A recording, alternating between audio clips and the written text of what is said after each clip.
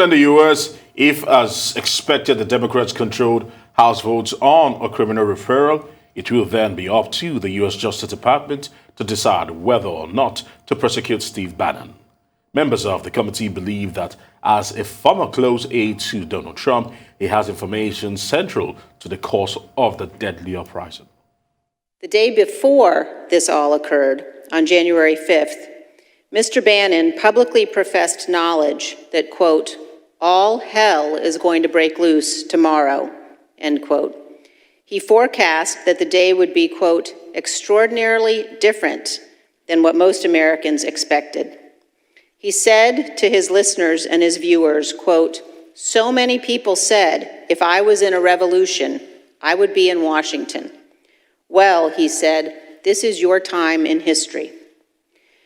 Based on the committee's investigation, it appears that Mr. Bannon had substantial advance knowledge of the plans for January 6th and likely had an important role in formulating those plans.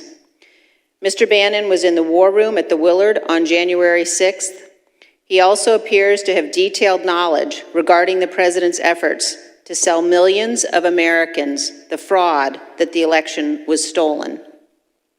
In the words of many who participated in the January 6th attack, the violence that day was in direct response to President Trump's repeated claims from election night through January 6th that he had won the election. The American people are entitled to Mr. Bannon's firsthand testimony about all of these relevant facts. But as the chairman noted, Mr. Bannon is refusing to provide it.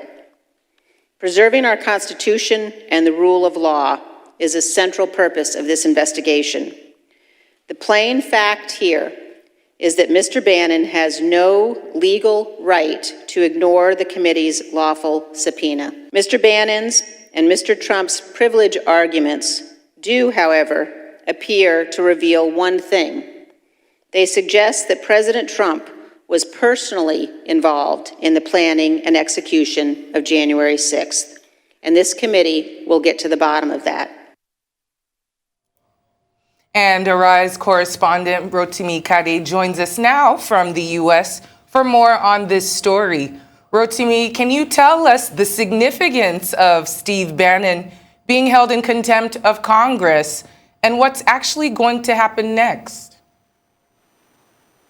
Well, the significance of this is that for future subpoenas, anybody who's been subpoenaed will definitely have to know that there will be consequences if they do not show up for testimony or perhaps maybe investigation.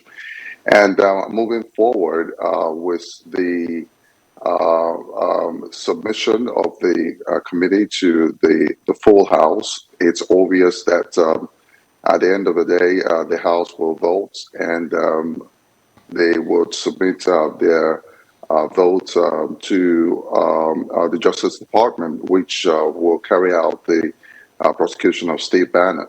And I think that will definitely get to the bottom of the matter, where Steve Bannon has also argued that is insistent on not giving or fully cooperating with Congress or the Select Committee at this point is because of the presidential privilege of the former president.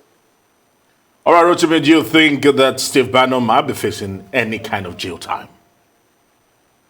Oh, yes. A minimum of 1 year jail time is likely going to be the penalty for him to not showing up for Congress at this point. And I think that's exactly what the committee is trying to do to make sure that he gets the full wrath for defying the Congress. Now, this is really a very, very egregious crime. Contempt of Congress and contempt of court is absolutely is a no-brainer. All right, ROTIMI KADE, thank you so much. I want to say thank you for joining us today on Newsday and giving us that report.